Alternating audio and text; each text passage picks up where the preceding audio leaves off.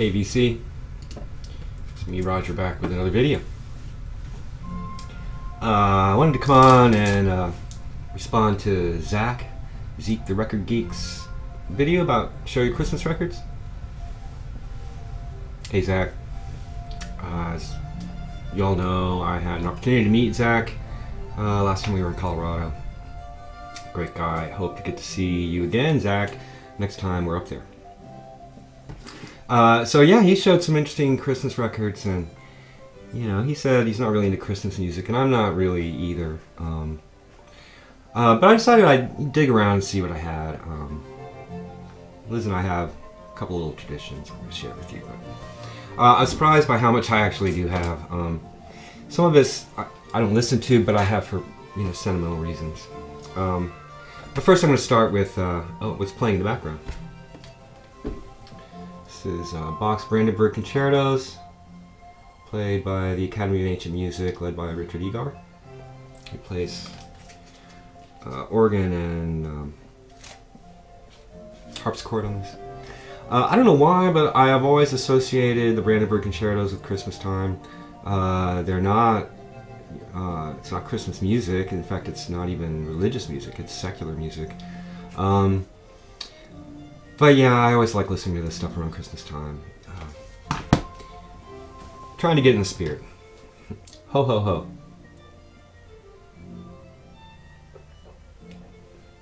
St. Charles Porter from Blackstone Brewing. Okay, so records, Christmas records. Now these first few I think are belong in every record collection, whether you celebrate Christmas or not. This is classic, A Charlie Brown Christmas by the Vince Guaraldi Trio. Everybody knows this record. It gets reissued this time of year, every year. This is on Analog Productions. And you can see there it's mastered and cut by Kevin Gray. So an audiophile version of this on 200 gram vinyl, all analog. Sounds fantastic.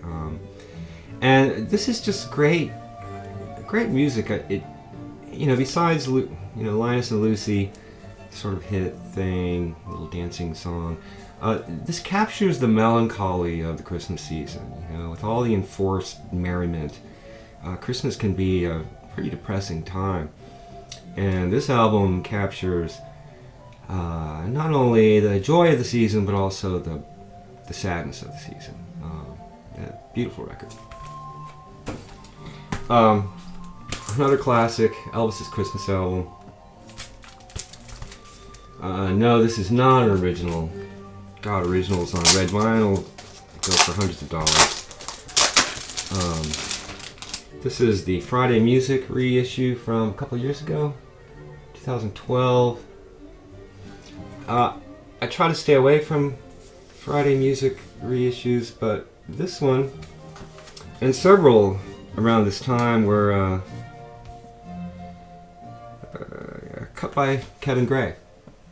So while it's almost definitely a digital master, the lacquers were cut by Kevin Gray. It sounds fantastic. And they did a nice gatefold, and it's fun. It even comes with a little booklet.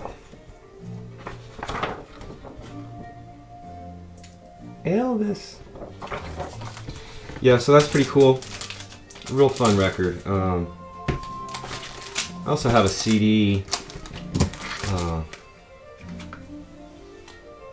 If Every Day Could Be Christmas, is that what it's called? If Every Day Was Like Christmas. Yeah, this has everything that Elvis did that was at all Christmas related from the 90s sometime. So it's the old masters. It's pretty fun. So yeah, Elvis. Here's another classic, just great record all the way around. John Fahey's Guitar Solely Christmas album, The New Possibility, on his own Tacoma label. Yeah, you all know about John Fahey. Beautiful finger-picking acoustic guitar. Beautiful. I'm not sure where I got this. I must have picked this up somewhere along the line. I'm a fan of Emmylou Harris. This is her Christmas album, Light of the Stable. Warner Brothers. What is this?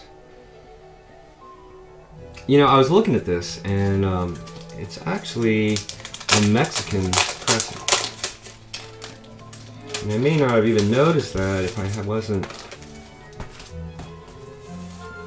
cleaning it and looking at the label, and you can see they've changed the title and some of the text on the label here. To be honest, I haven't listened to this. Emmylou has a voice of an angel, but this is a little bit on the sappy side for me. I don't know. I might pull it out on Christmas Day. You know, that's the thing about Christmas music is, you know, by the time I want to actually maybe listen to some of it, you know, I'm so sick of it. They start playing it at Halloween, and by December 25th, anyway, I try to avoid it until Christmas time. So I was going through my stuff, and I found some records that belong to my parents. This is kind of a neat piece. Nat King Cole, The Christmas Song, with I guess 3 other tracks. This is 45 RPM EP on Capitol. I'm not sure when this is from. 50s sometime, I'm guessing. Early 60s maybe. Cleaned it up, sounds great. It's mono, so hit that mono switch and a lot of the scratches go away. Yeah. Really kind of cool thing that it was my parents. This is another one that was my parents. Christmas Hymns and Carols by the Robert Shaw Chorale and RCA Victor. It's another 45 EP. It's 2 EPs and a gatefold. Kind of neat.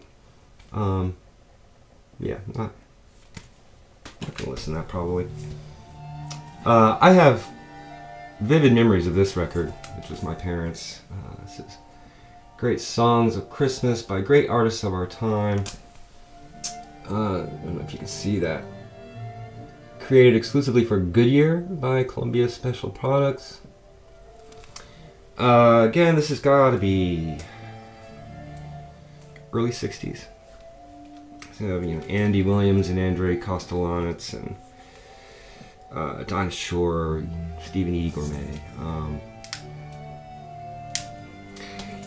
Yeah, back in the days when not only would you pull into a gas station and somebody would come out and pump gas for you, but at Christmas time they'd give you a record. More famous than that is the Firestone Christmas album. This is Christmas in America, or Christmas America. This is from 1972 on Capitol. This was my wife's parents' record, actually. And so this is a little bit later and still, you know, kind of old-fashioned. But you got Ella Fitzgerald and Dean Martin and Glenn Campbell. Yeah, fun to have. Not sure where these came from. Really, I'm not sure. It might have been Lizzie's parents. Very Merry Christmas. This is from Grant's, which I think was a department store, maybe. It's also from 1972. You know, your usual, you know, late 60s, early 70s comp. Got Chet Atkins, pretty cool. Harry Belafonte, Leontine Price, Perry Como. Another one, I have no idea where this came from. The 12 Hits of Christmas. This is on United Artists. And you can see there at the bottom it says a Snuff Garrett concept album. I have no idea what that means. There's some cool things on here. You know, the Christmas song by Nat King Cole. That's on like every Christmas comp. You know, Jingle Bell Rock by Bobby Helms. Got the Chipmunks doing the Chipmunk song. Eartha Kitt doing Santa Baby. I Saw My Mommy Kissing Santa Claus by Jimmy Boyd. Pretty fun. Definitely gonna spin this on Christmas. This was my wife's growing up as a kid. Rudolph the Red-Nosed Reindeer. On Ambassador Records. Yeah, this is so deep that it's not even worth, you know, attempting to clean. Tinkerbell Records. But we're gonna hold on to it just for sentimental reasons, right? There's the back. Jacket's in pretty good shape for a kid's record, but vinyl chewed up. Another one, I don't know where this came from. Ferrante and Teicher, We Wish You a Merry Christmas. Song Liberty. It says here, this album is an abridged version of an album previously issued under the same title. Probably with a different cover, I'm guessing. I have not listened to this, don't know if I will. Ferrante and Teicher, like, easy listening, two-piano duet kind of thing, I guess. Yeah, it's kind of campy. I like it. I gotta have a drink before this one. So yeah, this was definitely my parents' record. And I'm not ever going to listen to this. It's the Waltons' Christmas album. Yeah, I grew up on the Waltons. This came out in 1974. So yeah, I would have been 10, 9, 10, 11, something like that. Math's not my thing, sorry. I know it had to have been my parents because the price tag says Corvettes. That was a little like discount department store in Westport or Norwalk that they had records. I used to buy records there when I was a kid. So yeah, the Waltons. Again, I hold on to it for sentimental reasons, which is appropriate because there is no television show more sentimental than the Waltons. Now here's a weird one. I meant to look this up because this may have been given to my dad. It kind of sounds familiar. It may have come from this other woman we knew in Nashville. Anyway, I'm not sure what it is. But it's pretty funny. Traditional Christmas 1983. You can see it's signed here, Merry Christmas, from Dick Freeman from Freeman Companies. Really should have looked this up and find out exactly what this is. So you know, corporate giveaway kind of thing, right? I suspect, you know, this guy gave this to my dad, trying to drum up business.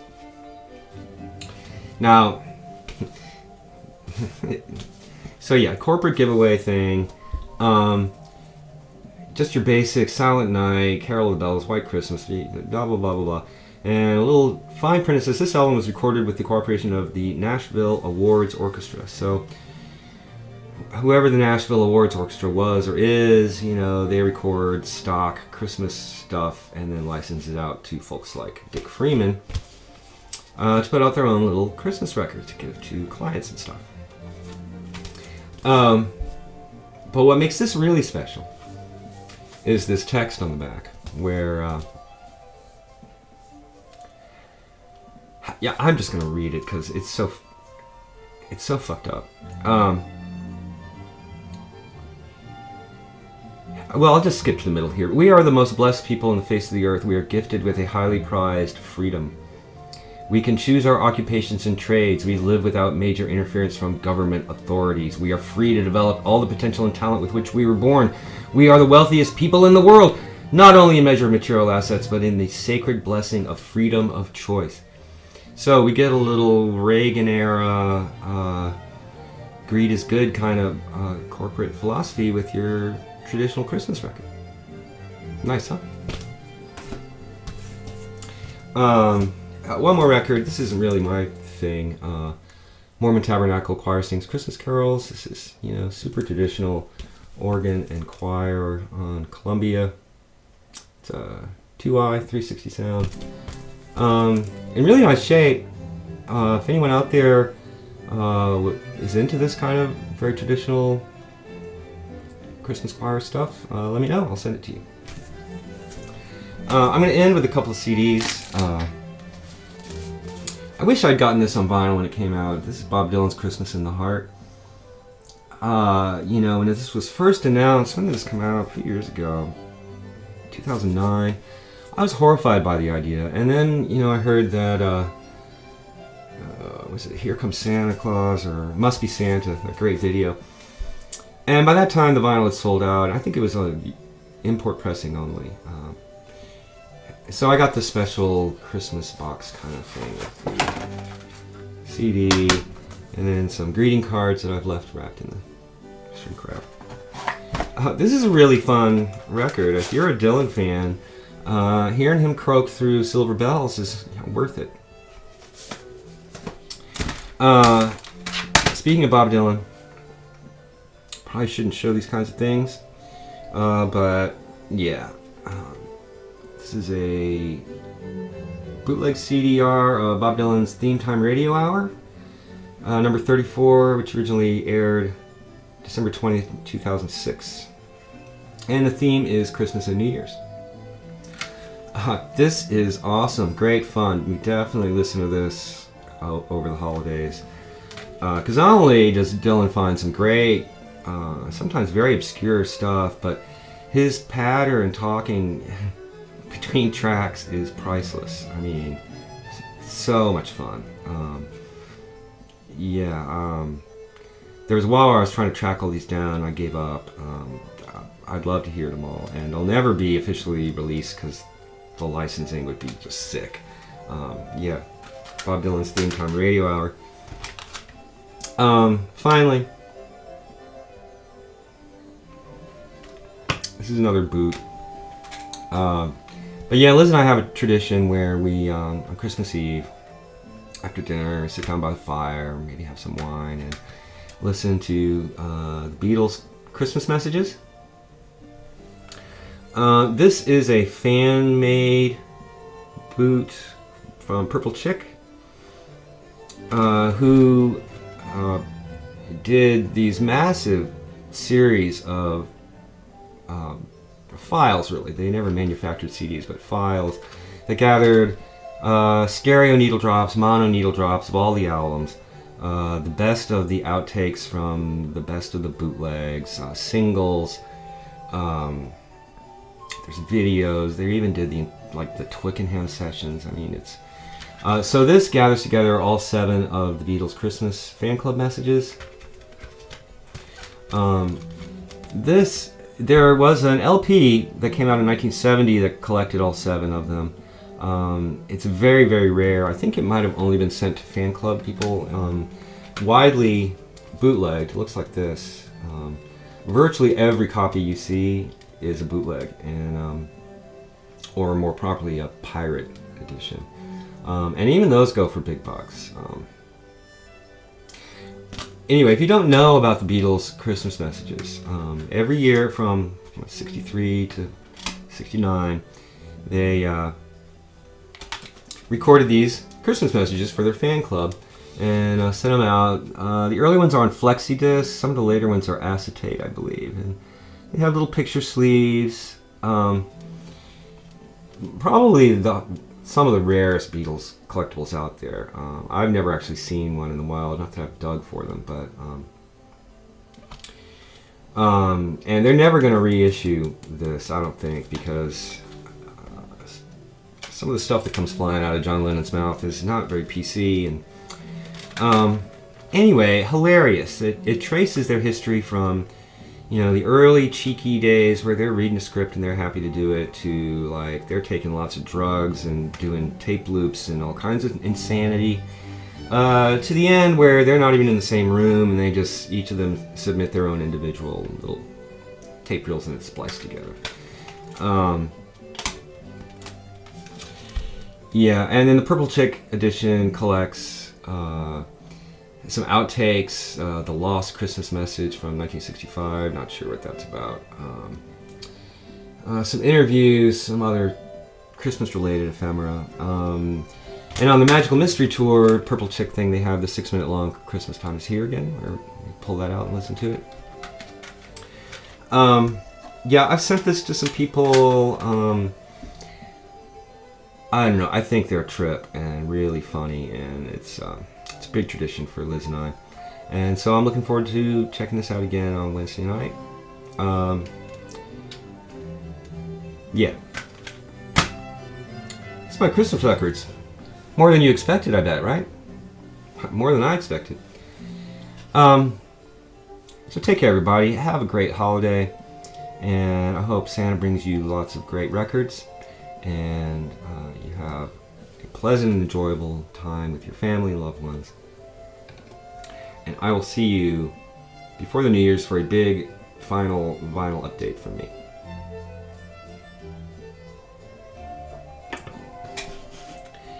See you soon. Merry Christmas.